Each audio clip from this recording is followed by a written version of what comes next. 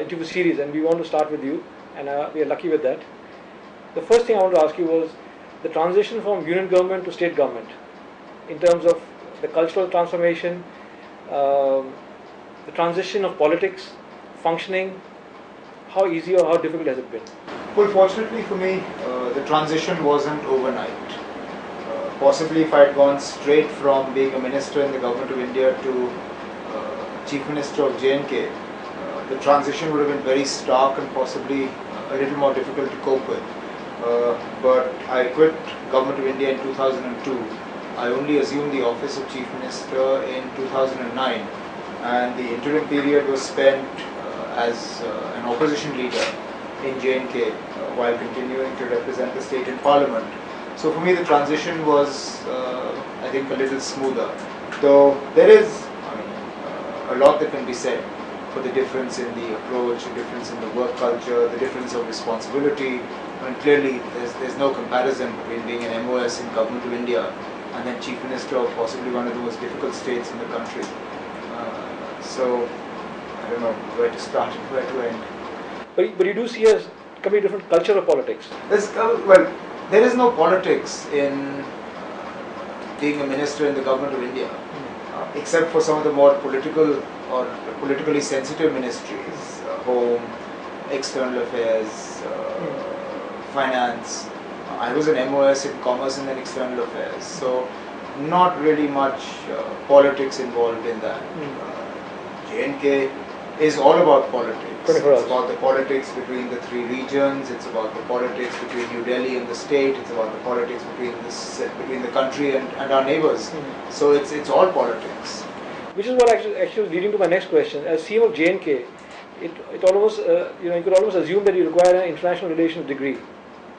You require a degree in so many things that I think you require a degree in patience, you require a degree in politics, you require a degree in international diplomacy, you require a degree in keeping your mouth shut.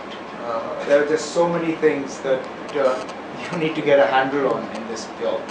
Was MEA any help in? Well, it gave me a much better understanding of the way in which our diplomacy proceeds. It gave me the experience of thinking before talking, how every word can be interpreted and possibly misinterpreted as well. The sort of international exposure of the country and its issues, particularly vis-a-vis our neighbours, was something very valuable, because I don't think any other state is as affected by India's foreign policy than Jammu and Kashmir is. Economic policy affects every state. Foreign policy vis-a-vis both Pakistan and China has an immediate impact on Jammu and Kashmir. And defence policies. Defence policy, yes. So both ways you are affected. Absolutely. Everything the Government of India does has an immediate impact on us. As in your tenure as a CM, what would you regard as a high point and what would you regard as a low point? Well, I think the high point, there have been quite a few of them. The successful conduct of the Lok Sabha elections last year, the successful conduct of the Amarnath Yatra, the restoration of civil governance after the period of governor's rule that we had, the focus on productive utilization of the resources that we have, the focus that we've put now on improving our generation capacity and power. These have been things that I've been particularly pleased about. The challenges have been clearly the aftermath of the Shopian problem last year, and the continued effort that is made to disrupt the environment in the state by provoking law and order disturbances.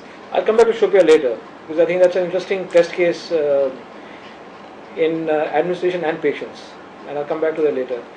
In terms of administration, when you experienced GUI as an MP, as a minister, and you experienced the state as a chief minister, do you think the administrative structure requires tweaking at places? Do you think the administrative structure is a 21st century structure? That's basically what I think the work culture requires tweaking, and in that the use of more e-governance models are perhaps something that we need to take a look at. Other than that, governance is governance, bureaucracy is the same. Officers from the state come to the center.